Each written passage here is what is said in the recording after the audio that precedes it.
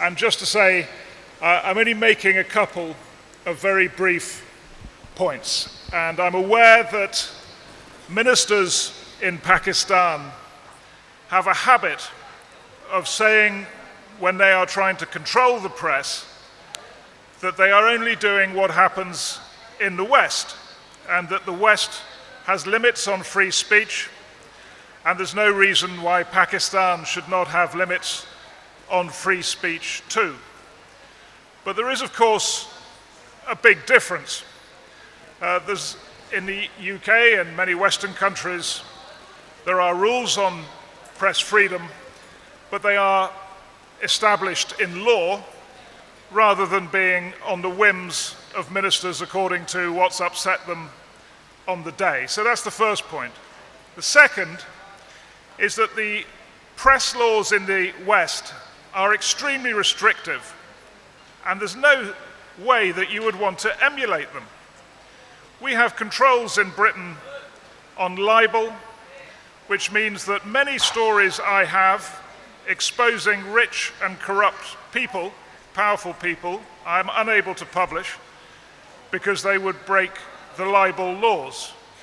There are stories about corruption in the English cricket team, stories about who killed Benazir Bhutto that have never got to air because of our extremely strict and unsatisfactory libel laws. We also face privacy laws that protect the rich and famous from perfectly legitimate journalistic inquiry into their activities. And we also have hate speech laws that are now becoming so restrictive that in Scotland, even if you simply offend someone, they take offence at what you say, that is enough for criminal proceedings to be started. It's quite an extraordinary law just passed a few months ago. I can't believe it will survive very long, but it is in place. It is legislation in Scotland. So for all these reasons, when ministers here tell you that they're only doing what happens in the West, I think you should be saying to them, well, the West at least has rule of law. And secondly, why would we want to copy the extremely restrictive laws that the West has? We can do better than that and have greater freedoms than Western journalists have. And I would just make one other point. Western governments, when it comes to it, if there is an important bilateral issue at stake, are always going to protect their bilateral issue with Pakistan more than press freedom.